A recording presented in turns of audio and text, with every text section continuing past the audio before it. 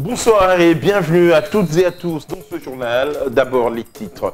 L'élection du gouverneur du Bas-Congo encore et toujours au centre de la polémique. L'avocat de la majorité présidentielle qui défend Deon Koussou insiste sur les irrégularités qui auraient émaillé ce scrutin. Selon l'avocat, son client ne baissera pas les bras jusqu'à ce que la vérité éclate. La Belgique décide de suspendre sa coopération militaire avec le gouvernement rwandais. Pour la Belgique, il est inadmissible de former des militaires qui pourraient contribuer à la déstabilisation de la RDC. Cette décision du Royaume de Belgique est largement commentée dans l'opinion congolaise. V-Club saisit la Cour suprême de justice. Le team vert et noir de la capitale réclame l'arrêt du championnat national. Dans sa plainte, l'équipe exige l'annulation de l'arrêté du ministère des Sports du 2 novembre, prolongeant pour la deuxième fois le championnat national Division 1 jusqu'au 20 novembre prochain. Voilà tout pour les principaux titres de ce journal. Bienvenue à toutes et à tous. Annulation des résultats de l'élection du gouverneur du Bas-Congo. C'est ce que réclame l'avocat de la majorité présidentielle. Au cours d'un point de presse ce mardi à Kinshasa, Dieudonné Kalouba est revenu sur les irrégularités qui auraient émaillé ce scrutin.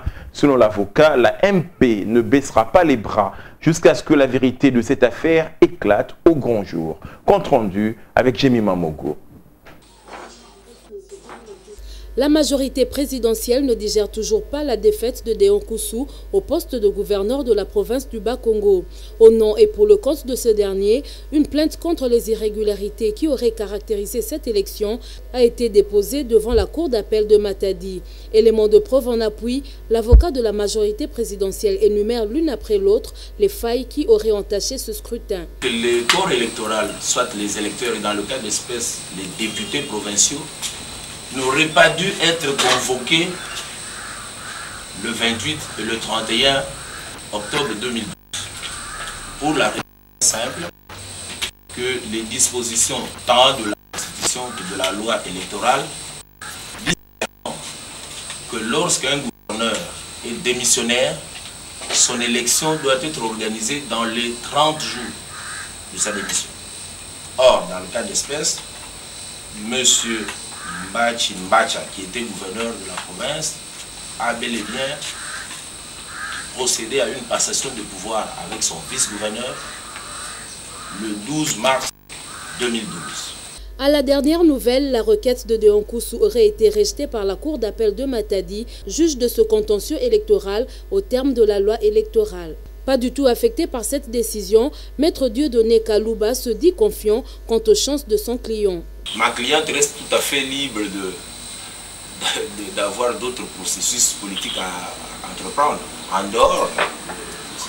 Mais moi je me limite au seul processus judiciaire qui commence le 7 novembre 2012. Ce feuilleton judiciaire qui a débuté le 7 novembre dernier devrait certainement connaître son issue.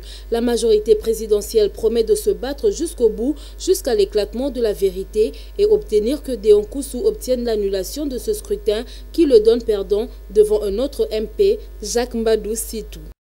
Une partie de l'opinion applaudit des deux mains le courage de l'État belge après plusieurs hésitations, il faut le dire. Une autre, par contre, estime que cette sanction ne pèse pas sur Kigali. Quelle valeur accorder donc à cette décision belge? Commentaire de la rédaction avec Oscar Bakandoa. La Belgique s'est enfin prononcée. Elle décide de suspendre sa coopération militaire avec le régime de Kigali. Selon le communiqué de son chef de la diplomatie, Didier Reynders, il est inadmissible pour eux de former des militaires qui pourraient contribuer à la déstabilisation de la RDC. Bruxelles veut aller plus loin. Il entend proposer aux autres partenaires de l'Union européenne de suspendre également leur coopération avec le Rwanda, à l'exception des programmes directement destinés aux populations locales. On se rappellera pourtant que l'ancienne métropole émettait de réserves avant de prendre une position face aux accusations qui pèsent sur le Rwanda dans le soutien à la rébellion du M23. Pour elle, il fallait au préalable attendre une position commune de l'Union européenne, par exemple. Mais qu'est-ce qui explique ce revirement brutal de Bruxelles? C'est la question que tout le monde se pose. Pour certains, le séjour des hommes d'État belges en République démocratique du Congo y est pour quelque chose. D'autres encore pensent que c'est le résultat du travail diplomatique entrepris récemment par le Premier ministre Matata Ponyo, notamment auprès des autorités belges. Dans tous les cas, la décision de la Belgique n'est pas dépourvue d'intérêt. À Kinshasa, une partie de l'opinion note avec satisfaction l'expression de la solidarité belge, en même temps qu'elle encourage Bruxelles à tout mettre en œuvre pour obtenir une condamnation unanime du Rwanda lors du prochain Conseil des ministres des Affaires étrangères de l'Union européenne prévu le 19 novembre prochain. Mais aussi de sanctions ciblées à l'encontre des dirigeants rwandais. Le choix de la Belgique a surtout une valeur symbolique non négligeable, argumente nombre d'observateurs. Il n'en est rien, tranchent d'autres observateurs. L'acte posé par la Belgique n'aura aucune incidence sur Kigali, qui ne cache pas son arrogance. Le gouvernement rwandais ayant déjà banalisé de sanctions prises contre lui par les États-Unis, les Pays-Bas ou encore la Suède. Cependant, il est de l'intérêt de la RDC de chercher à ce qu'un plus grand nombre de pays se rallient à sa cause. Après la Belgique, il faut peut-être travailler sur la France. Cette dernière a déjà, par la bouche de son président, soutenu que la souveraineté de la RDC devait être respectée. Il appartient maintenant à Kinshasa de capitaliser cette position française et de minorer ce qui divise les deux camps. Situation sécuritaire dans l'Est toujours. Un réseau des ONG exige la rupture des relations entre la RDC et le Rwanda. Le RENADOC, qui a tenu un point de presse ce mardi en son siège de Kinshasa, propose également des pistes de solutions pour sortir de cette crise. Face à la presse, le réseau national des ONG de droits de l'homme présente un monitoring sur l'évaluation de la situation des droits de l'homme en RDC. Au lendemain de la tenue du 14e sommet de la francophonie, cette ONG de droits de l'homme estime que le nouvel animateur du ministère de Justice et Droits humains devrait présenter un cahier de charges qui reprend les multiples défis du droit dans notre pays concernant le procès Chebeya qui devient une préoccupation des défenseurs de droits de l'homme et de sa famille biologique. Le secrétaire exécutif national du RENADOC, Fernandez Morola, promet de saisir les instances judiciaires internationales pour l'application des mécanismes conventionnels de droits de l'homme. Le procès ressemble aujourd'hui à une mise en scène dont le dénouement est connu d'avance. Ainsi, face au refus de la plus haute juridiction militaire de la République démocratique du Congo, à engager des poursuites judiciaires à l'encontre du général John Numbi Banza-Tambo, malgré les éléments de preuve et indices concordants sur sa responsabilité personnelle dans le double assassinat des défenseurs des droits de l'homme Faubert Chebeya et Fidel Bazana, le RENADOC estime néanmoins important de rester partie prenante au dit procès en tant que partie civile, et c'est jusqu'à l'épuisement des voies de recours au niveau national. L'épuisement de la procédure au niveau interne facilitera la recevabilité les moments opportuns de la plainte du RENADOC sur cette affaire auprès des instances judiciaires extra-constitutionnelles et autres mécanismes conventionnels des droits de l'homme. Quant à la situation qui prévaut à l'est de la RDC, elle préoccupe au plus haut point les chefs de défenseurs de droits de l'homme qui suggèrent des pistes de sortie de crise. Pour le RENADOC, le Parlement devrait inscrire le fonctionnement de la nouvelle Commission nationale des droits de l'homme dans le budget 2013. Il devrait le doter d'un budget conséquent pour permettre à cette institution d'appui à la démocratie de disposer des moyens suffisants pouvant lui permettre d'accomplir avec succès les missions qui lui seront dévolues par la loi. Sur le continent, c'est l'Angola qui apporte son soutien à la République démocratique du Congo à l'occasion de la célébration du 37e anniversaire de son indépendance. Le pays d'Eduardo dos Santos a donné sa position face au plan de balkanisation qui vise le voisin congolais. Par la bouche de son ambassadeur à Kinshasa, l'Angola s'oppose farouchement à ce projet, craignant l'effet de contagion dans la sous-région.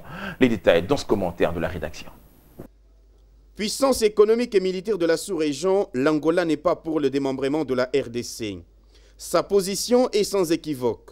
Selon son ambassadeur à Kinshasa, toucher à la moindre portion de la RDC équivaut à ouvrir la voie à toutes sortes d'abus. Mettant de côté tous les différends qui existeraient avec son voisin congolais, Luanda semble privilégier l'essentiel dans les rapports entre voisins sur les continents.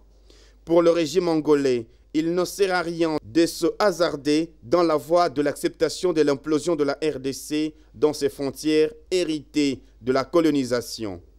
S'agissant particulièrement de la situation dans l'est du pays, la position de l'Angola est donc claire. Je cite, « L'Angola défend l'intangibilité des frontières de la République démocratique du Congo telles qu'héritées de la colonisation, car cautionner le démembrement de la RDC ou de notre État africain serait un mauvais précédent qui n'apporterait pas du bonheur au peuple africain. » Fin de citation.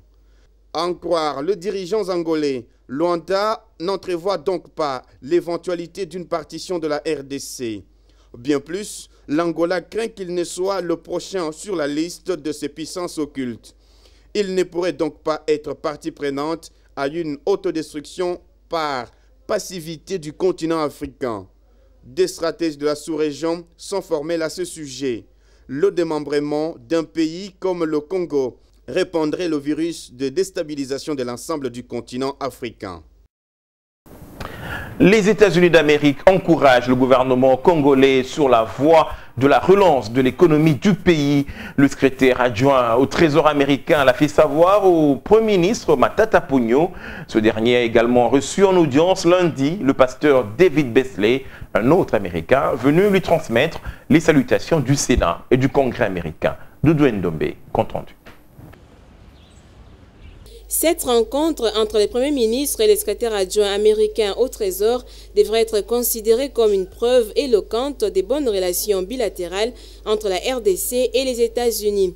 Les deux personnalités ont échangé sur les questions ayant trait à la relance économique, un entretien jugé constructif par Neil Wolin.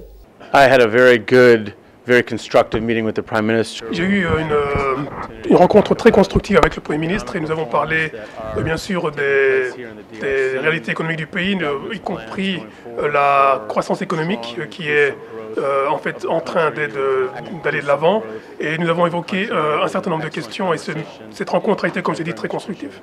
Which I very much appreciated. Les États-Unis restent préoccupés par la situation sécuritaire dans l'est du pays. Matata Ponyo a également conféré lundi avec le pasteur David Beasley, gouverneur honoraire de l'État des Carolines du Sud. L'homme des dieux est venu réaffirmer au Premier ministre congolais le soutien des autorités américaines dans sa lutte contre la corruption et les autres antivaleurs qui gangrènent l'administration publique de la RDC. En tout cas, il s'est senti très encouragé, surtout de savoir qu'au niveau des États-Unis, il y avait des dirigeants qui étaient en train de prier pour lui. Vous savez, quand quelqu'un est là pour défendre le bien, défendre l'intégrité, il est toujours combattu. Donc, il était vraiment, il se sentait bien de savoir qu'il y a des autorités au niveau des États-Unis qui étaient en train de prier pour qu'il ait le courage de travailler effectivement ici. Le travail associé à la prière, voilà des facteurs susceptibles qui peuvent déclencher les développements, selon le pasteur David Beasley. Développer la coopération entre la RDC et l'Égypte dans le domaine des infrastructures, c'est le sens de la rencontre de ce mardi entre Fridolin Kassoéchi, je voulais dire, ministre congolais des ITPR, et Ashraf Ibrahim, ambassadeur de la République arabe d'Égypte à Kinshasa. L'homme d'État égyptien s'est fait accompagner d'un responsable d'une grande entreprise de construction, Élisée Bilonda, Blanchard Candelo. C'est un premier tête-à-tête entre Fridolin Kassoéchi Moussouka et Ashraf Ibrahim, ambassadeur de la République arabe d'Égypte en République démocratique du Congo. Le ministre en charge des infrastructures, travaux publics et reconstruction et les diplomates égyptiens émettent le vœu de développer la coopération sud-sud. Fridolin Kassoéchi Moussouka encourage l'endurance de l'entreprise égyptienne Arab Contractors qui s'installe progressivement en RD Congo. Spécialiste dans la construction des routes, cette entreprise étatique est représentée par son directeur général, Hassan Hansoun. Ashraf Ibrahim croit au renforcement des relations très spéciales qui existent depuis toujours entre la RDC et son pays. Nous, en tant qu'Égypte, nous sommes très intéressés à aider la RDC dans ce domaine.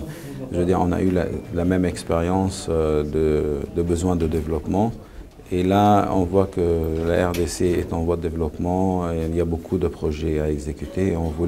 On a échangé sur ce thème essentiellement. Pour sa part, Hassan Hassoun s'est dit confiant en l'avenir de son entreprise sur le sol congolais.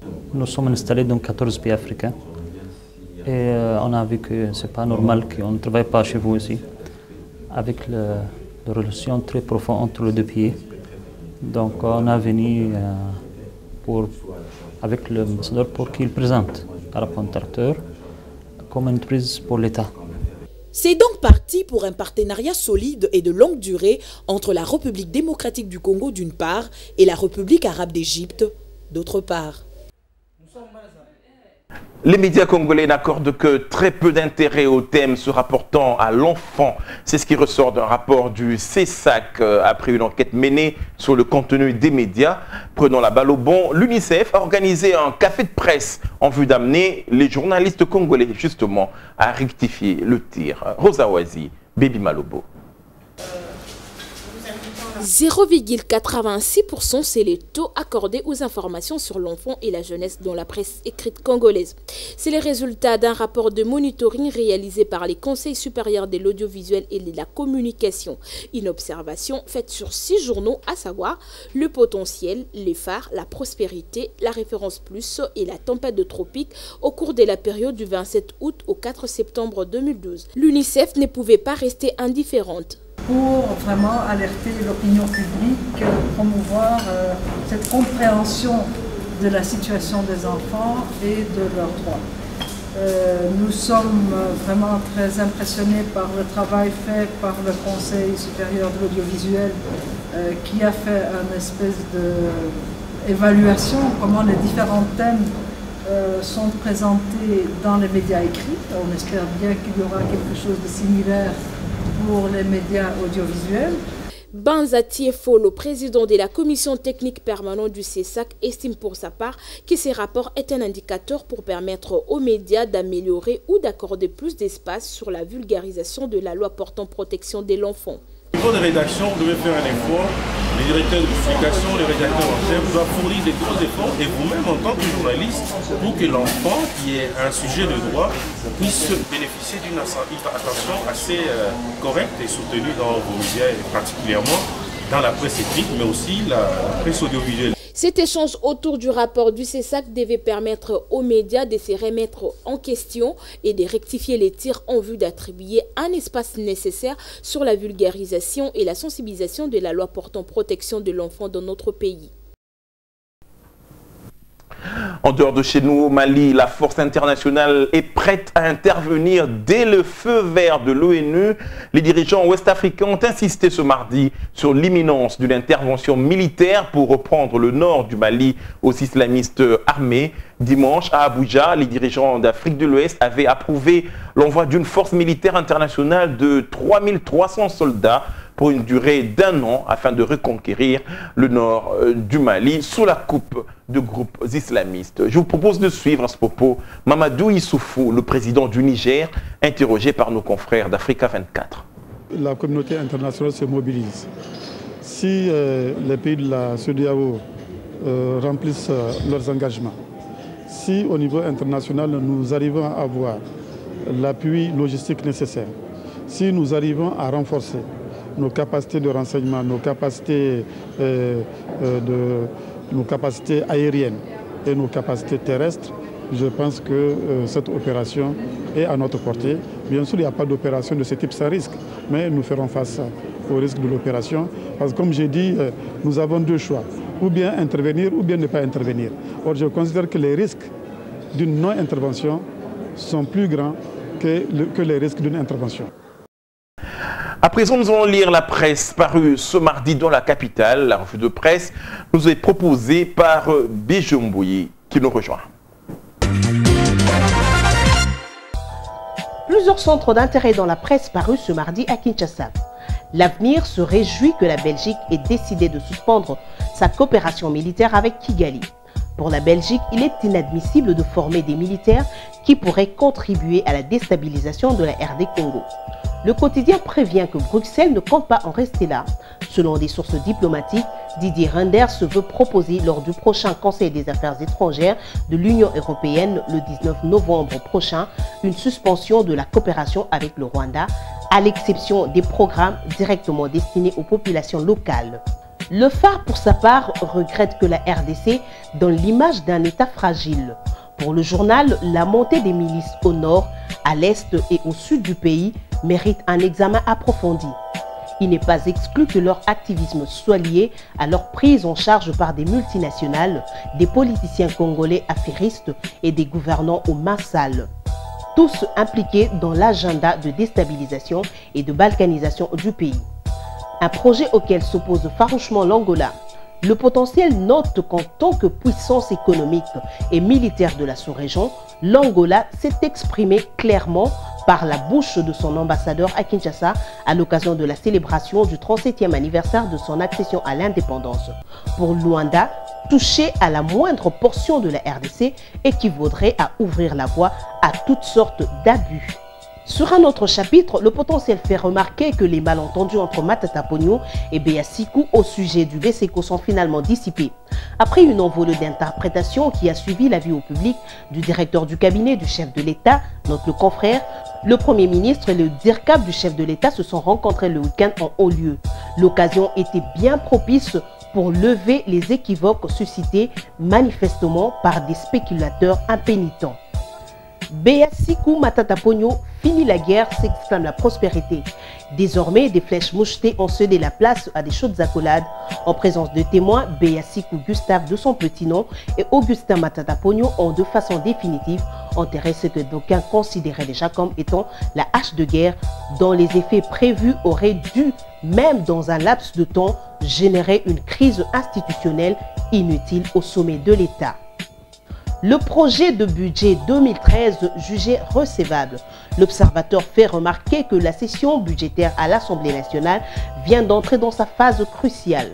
Après les échanges entre le Premier ministre et les députés nationaux, à ce stade, le projet est reçu. Pour le journal, c'est un sujet de satisfaction pour le gouvernement qui a su se faire comprendre sur les grandes lignes de son projet de budget.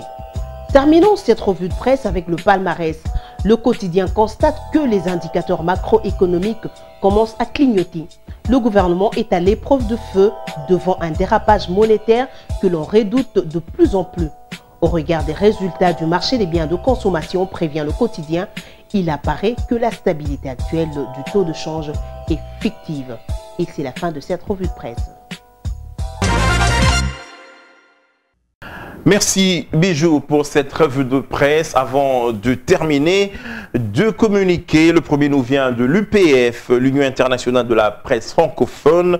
Le président de l'UPF, section RDC, Freddy Mulumba, invite les membres de cette structure qui ont versé l'argent de la carte de l'année 2012 à venir la retirer auprès de M. Albert Chambi du journal Le Potentiel. C'est signé Freddy Mulumba Kabouayi, président de l'UPF RDC. Et le second nous vient de la Direction générale des impôts, la DGI, qui rappelle aux contribuables assujettis à la taxe sur la valeur ajoutée TVA que l'échéance de souscription de la déclaration de paiement de la TVA afférente aux opérations réalisées au courant du mois d'octobre 2012 est fixée au jeudi 15 novembre 2012. À cet effet, le formulaire de la déclaration mensuelle de la TVA et celui de l'état détaillé des déductions qui l'accompagnent sont disponibles auprès de la direction des grandes entreprises, des centres des impôts et des sièges de direction provinciale des impôts. Par ailleurs, le modèle de l'état détaillé des déductions de la TVA peut être également téléchargé sur le site web de la Direction générale des impôts à l'adresse www.dgi.gouv.cd. Les défaillants s'exposent à l'application de la taxation d'office assortie des pénalités. C'est signé Dieudonné Lokadi Moga. Voilà qui met fin à ce journal, mesdames, messieurs. Merci de l'avoir suivi et merci de rester avec nous sur la télé républicaine.